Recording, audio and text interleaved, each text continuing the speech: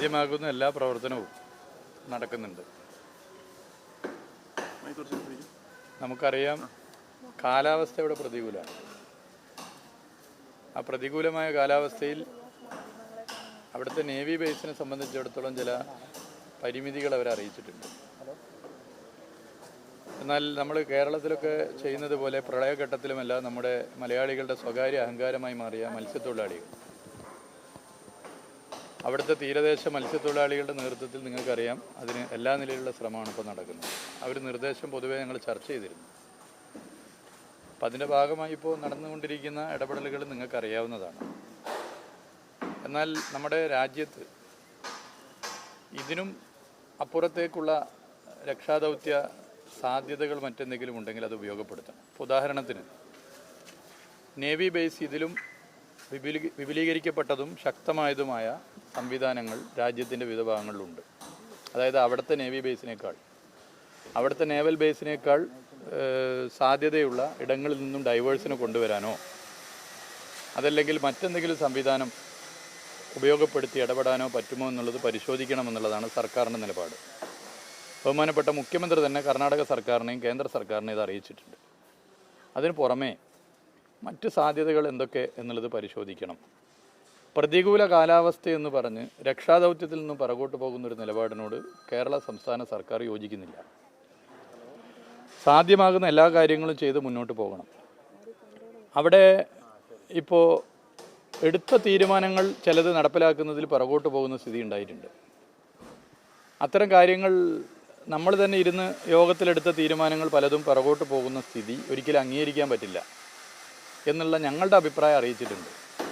ഞങ്ങളെ സംബന്ധിച്ചിടത്തോളം അഭിപ്രായം അറിയിക്കുക എന്നുള്ളതാണ് പ്രധാനം. അവിടെ ഭരിക്കുന്നത് മറ്റൊരു സ്റ്റേറ്റ് ഗവൺമെൻറ്റാണ്. ഇനി കേന്ദ്ര സർക്കാരുമായി ബന്ധപ്പെട്ട കാര്യങ്ങൾ ചെയ്യേണ്ടത് കേന്ദ്ര സർക്കാരാണ്. ഇതുവരെയും എല്ലാവരും ഒരു ടീമായി നിന്നുകൊണ്ടാണ് കാര്യങ്ങൾ ചെയ്യുന്നത്. അതിലാരെങ്കിലും കുറ്റപ്പെടുത്താനോ അതല്ലെങ്കിൽ ഇതിൻ്റെ ഭാഗമായി മറ്റെന്തെങ്കിലും രീതിയിലുള്ള ആക്ഷേപങ്ങൾ ഉന്നയിക്കാനോ പോകേണ്ട ഒരു ഘട്ടമല്ല ഇത്. എന്നാൽ നിർദ്ദേശങ്ങൾ, വളരെ ക്രിയാത്മകമായ നിർദ്ദേശങ്ങളാണ് ഞങ്ങൾ കൊണ്ടുവരുന്നത്. ആ നിർദ്ദേശങ്ങൾ അംഗീകരിച്ചുകൊണ്ട് മുന്നോട്ട് പോകുന്നതിന് സമയം വളരെ പ്രധാനമാണ്. സമയബന്ധിതമായി കാര്യങ്ങൾ ചെയ്യണം. സമയബന്ധിതമായി കാര്യങ്ങൾ ചെയ്ത് പോകേണ്ടതുണ്ട്. ഇപ്പോൾ പാൻറ്റൂണിൻ്റെ കാര്യത്തിൽ യോഗമെടുത്ത തീരുമാനം, വൈകുന്നേരം ചേർന്ന യോഗമെടുത്ത തീരുമാനം രാത്രി 12:30 മണിയായിട്ട് മാറ്റിയിട്ടില്ല. പക്ഷേ പിറ്റേന്ന് രാവിലെ നടന്ന യോഗത്തിൽ അത് നടക്കില്ല എന്ന് പറഞ്ഞു. അതിൽ ഞങ്ങളുടെ അഭിപ്രായം അറിയിച്ചിട്ടുണ്ട്, ഞങ്ങളുടെ ഡിസെൻ്റ് അറിയിച്ചിട്ടുണ്ട്. അതിൽ ശക്തമായ നിലപാട് സ്വീകരിക്കേണ്ടതുണ്ട് എന്നുള്ള ഞങ്ങളുടെ അഭിപ്രായം ഞങ്ങളവിടെ പറഞ്ഞിട്ടുണ്ട്. അതിൻ്റെ ഭാഗമായി പിന്നീട് അത് തുടർന്നു. ഇന്നിപ്പോൾ അത്തരം സംവിധാനം കൊണ്ടുവരുമെന്നാണ് പറഞ്ഞിട്ടുള്ളത്. അതുപോലെ ഒരുപാട് കാര്യങ്ങൾ നമ്മൾ തീരുമാനിച്ചിട്ടുണ്ട്. ആ തീരുമാനിച്ച കാര്യങ്ങൾ നടപ്പിലാക്കുന്നതിന് മുൻകൈ എടുക്കണം. അതുപോലെ അർജുൻ്റെ കുടുംബത്തിൽ പലരും അവിടെയുണ്ട്, നിങ്ങൾക്ക് അറിയുന്നതാണ്. അവർ സ്വാഭാവികമായിട്ടും ഇതിൽ വല്ലാത്തൊരു മാനസികാവസ്ഥയുടെ ഭാഗമായി ഇതിൻ്റെ ഓരോ ഡെവലപ്മെൻറ്റും അറിയാൻ ആഗ്രഹിക്കും. അത് സ്വാഭാവികമാണ്. അത് അവരെ അറിയിക്കണം. അത് അവരെ അറിയിക്കുന്ന സംവിധാനം ഉണ്ടാവണം. രക്ഷാദൗത്യം നടക്കുന്നിടത്തേക്ക് അവരിൽ അർജുൻ്റെ ബ്രദറിലോ ഉൾപ്പെടെ ജിതിൻ ഉൾപ്പെടെയുള്ളവർക്ക് പോകാനുള്ള പാസ് സംവിധാനവും മറ്റു സൗകര്യവും ഏർപ്പെടണമെന്ന് യോഗത്തിൽ തീരുമാനിച്ചതാണ്. അതുപോലെ അവിടുത്തെ ഓരോ ഡെവലപ്മെൻറ്റും അവരെ അറിയിക്കുന്ന സ്ഥിതി ഉണ്ടാവണം. ഇത് നിർബന്ധമാണ്. അതും പൊതുവെ അവിടെ അറിയിച്ചിട്ടുണ്ട്. അപ്പോൾ സാധ്യമാകുന്ന എല്ലാ കാര്യങ്ങളും ചെയ്യുക. രക്ഷാദൗത്യത്തിൽ നിന്നും പിറകോട്ട് പോകാതെ ഈ പ്രതികൂല കാലാവസ്ഥയിൽ നിന്ന് പരിമിതിയിൽ നിന്നുകൊണ്ട് ചെയ്യാൻ പറ്റുന്നതൊക്കെ ചെയ്യുക. ഒരു ടീമായി നിന്ന് ചെയ്യുക. അതാണ് പ്രധാനം. അതുതന്നെയാണ് ഞങ്ങൾ മുന്നോട്ട് പോകുന്നത്. ഇപ്പം നമ്മളതിലൊരു കുറ്റപ്പെടുത്തി പോകുന്ന സ്ഥിതി പാടില്ല. പക്ഷെ ഒരു മീറ്റിങ്ങിൽ, ഇപ്പോൾ നമ്മളൊക്കെ പ്രത്യേകിച്ച് സർക്കാർ സംവിധാനത്തിൽ നമ്മളൊരു തീരുമാനം എടുക്കുക എന്ന് പറഞ്ഞാൽ, ഇപ്പോൾ കേരളത്തിലൊക്കെയാണ് നമ്മൾ നന്നായി ആലോചിച്ച് എല്ലാ വശവും ചർച്ച ചെയ്ത് അങ്ങനെയാണല്ലോ ഒരു നിർദ്ദേശം പറയുകയും അത് യോഗത്തിൽ ചർച്ച ചെയ്യുകയും അങ്ങനെ അത് തീരുമാനമാക്കുകയും ചെയ്യുക. എന്നാൽ മീറ്റിങ്ങിൽ ഒരു കാര്യം പറയുകയും പിറ്റേന്ന് അതിൽ പിറകോട്ട് പോവുകയും ചെയ്യുന്ന സ്ഥിതി, അത് ഒരു കാരണവശാലും ഒരു സർക്കാർ സംവിധാനത്തിൽ പാടില്ല.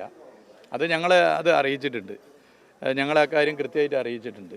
അതുപോലെ തന്നെ ഇപ്പോൾ ഞങ്ങളൊരു ടീം അവിടെ ക്യാമ്പ് ചെയ്യുന്നുണ്ട്. ഞങ്ങൾ ഷിഫ്റ്റായി തന്നെ ആളുകൾ മാറി നിൽക്കുന്നുണ്ട്. ഇപ്പോൾ മന്ത്രി അവിടെയുണ്ട്, പുതിയ 2 MLA മാർ ശ്രീ വിജിനും ശ്രീ രാജഗോപാലും അവിടെ ഉണ്ട്, മന്ത്രി AK ശശീന്ദ്രൻ അവിടെയുണ്ട്.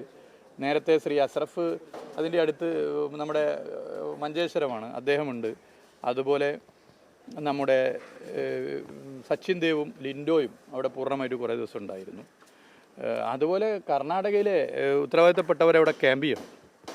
കർണാടകയിലെ മന്ത്രിസഭയിലെ തന്നെ ഉത്തരവാദിത്തപ്പെട്ട ആരെങ്കിലും അവിടെ ക്യാമ്പ് ചെയ്യണം. ഇപ്പോൾ ഇത് കേരളത്തിലാണെങ്കിൽ ഒരു ഗവൺമെൻറ്റിൻ്റെ പ്രതിനിധിയായ ഒരു മന്ത്രി അവിടെ പൂർണ്ണമായിട്ട് ഉണ്ടാവില്ലേ? നിങ്ങളിവിടെ ഏത് പ്രതിസന്ധിയുള്ള ഘട്ടത്തിലും തീർച്ചയായിട്ടും ക്യാമ്പ് ചെയ്യുന്ന ഒരു നില ഉണ്ടായിട്ടില്ലേ? നിങ്ങൾ നോക്കൂ, നമ്മൾ എന്തൊക്കെ ചർച്ച ചെയ്യാറുണ്ട്. നിപ്പ വന്നപ്പോൾ, ഓക്കി വന്നപ്പോൾ, പ്രളയം വന്നപ്പോൾ, കോവിഡ് വന്നപ്പോൾ, അല്ലെങ്കിൽ മറ്റെന്തെങ്കിലും കാര്യം വരുമ്പോൾ നമ്മുടെ ഒരു ഉത്തരവാദിത്തപ്പെട്ട ആളുകൾ അവിടെ ക്യാമ്പ് ചെയ്യണം. ഒന്ന് വന്ന് സന്ദർശിച്ച് പോലല്ല, ദിവസങ്ങൾ ഇപ്പോൾ മറ്റെല്ലാ പരിപാടി ഒഴിവാക്കി കുറേ ദിവസം നിൽക്കണം എന്നല്ല, ഷിഫ്റ്റ് സമ്പ്രദായം ഏർപ്പാടാക്കി ക്യാമ്പ് ചെയ്യണം. ക്യാമ്പ് ചെയ്ത് അതിൻ്റെ നേതൃത്വം കൊടുക്കണം. ഒരു ജില്ലാ കലക്ടർ മാത്രം അതിന് നേതൃത്വമായി മാറുന്ന സ്ഥിതി ഉണ്ടാവരുത്. അവിടുത്തെ സ്ഥല MLA ഉണ്ട്, പക്ഷേ ഒരു സ്ഥല MLAക്ക് അതിന് പല പരിമിതികളും ഉണ്ടാകും. അപ്പോൾ ക്യാമ്പ് ചെയ്യാൻ അവിടെ ഉത്തരവാദിത്തപ്പെട്ട ഏതെങ്കിലും ഒരു സംസ്ഥാന ഗവൺമെൻറ്റിൻ്റെ ഒരു മന്ത്രി ആരെങ്കിലും ഉണ്ടാകുന്നത് നല്ലതാണ്. എന്നിട്ട് ആ മന്ത്രി ഒരു 2 ദിവസം കഴിഞ്ഞ് അല്ലെങ്കിൽ 3 ദിവസം കഴിഞ്ഞ് പോകുമ്പോൾ വേറൊരാൾ അവിടെ വന്ന് നിൽക്കുന്നത് നല്ലതാണ്. ആ ഒരു സ്ഥിതിയാണ് പൊതുവെ ഉണ്ടാകേണ്ടത്. അവിടെ കാര്യങ്ങൾ ചെയ്യേണ്ടത് സംസ്ഥാന ഗവൺമെൻറ്റാണ്. കേരളത്തിലെ ഗവൺമെൻറ്റിൻ്റെ പ്രതിനിധികളായ ഞങ്ങൾക്കോ അല്ലെങ്കിൽ മറ്റ് ജനപ്രതിനിധികൾക്കോ ഒന്നും അവിടെ പോയി നിന്ന് കാര്യങ്ങൾ നിർദ്ദേശിച്ച് നടപ്പിലാക്കാനുള്ള ഭരണഘടനാപരമായ റൈറ്റ് ഇല്ല എന്നുള്ളത് നമുക്കറിയാം.